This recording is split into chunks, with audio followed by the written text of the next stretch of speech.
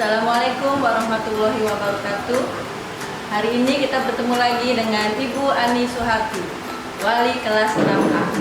Pada kali ini Ibu akan belajar tentang tema 1 ya. Tema 1 adalah selamatkan makhluk hidup. Subtema 1 tumbuhan sahabatku ya. Kita lihat di layar ya. Di sini ada peta pikiran. Ini namanya peta pikiran ya. Peta pikiran tentang perkembangbiakan pada tumbuhan ya.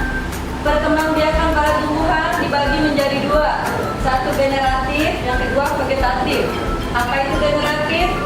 Generatif ditandai dengan penyerbukan bertemunya sel kelamin jantan dengan sel kelamin betina. Kalau vegetatif tidak melalui penyerbukan.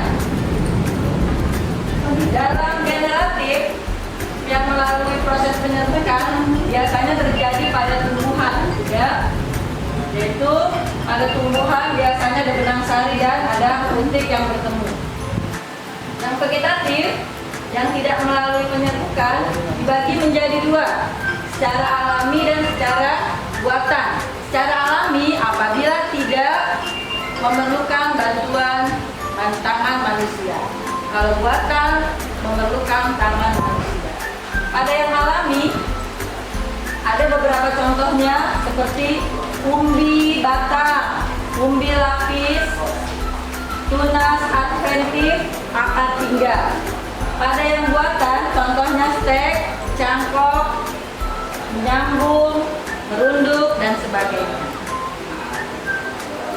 Ini adalah perkembangbiakan secara generatif, yaitu pada penyerbukan pada bunga. Pada bunga ada sel jantan dan ada sel betinanya ya. Ini adalah bagian-bagian bunga. Ada mahkota bunga, ada tangkai putik, tangkai benang sari, kepala putik dan kepala sari. Ya, di sini sel kelamin jantan namanya benang. Sel kelamin jantan namanya benang sari. Yang ini namanya benang sari. Sel kelamin betina namanya putik. Apabila di dalam kepala benang sari ini ada serbuk-serbuk namanya serbuk sari jatuh ke kepala putik, ya, maka akan terjadi penyerbukan. Itu yang namanya cara perkembangbiakan secara generatif. Kita lanjutkan. Perkembangbiakan generatif bertemunya sel kelamin jantan dengan sel kelamin betina namanya penyerbukan. Di sini penyerbukan ada bermacam-macam jenis-jenis penyerbukan ya. Ada 4. Satu namanya penyerbukan sendiri.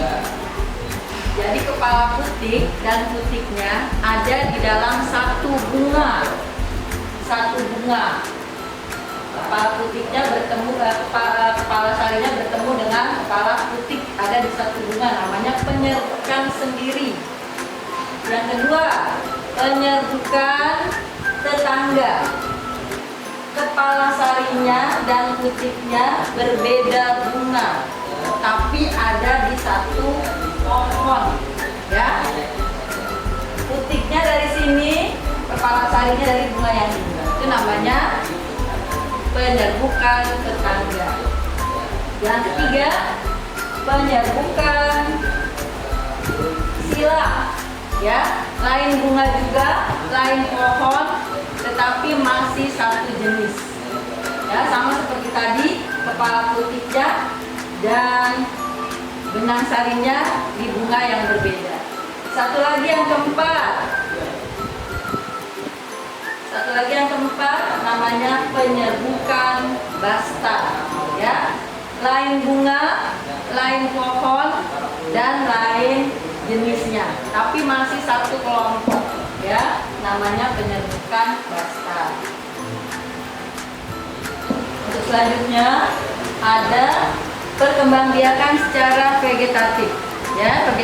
Perkembangbiakan secara vegetatif yaitu perkembangbiakan yang tidak melalui penyerbukan ya. Ada 2, ada yang secara alami dan ada yang secara buatan. Kalau secara alami tidak memerlukan tangan manusia, tidak memerlukan bantuan manusia. Ya, dia secara alami ya. Pertama ada umbi batang. Umbi batang contohnya kentang, yaitu bagian batang yang berisi cadangan makanan. Ya, mata tunasnya akan tumbuh nanti menjadi pohon yang baru, namanya umbi batang. Yang kedua, umbi lapis.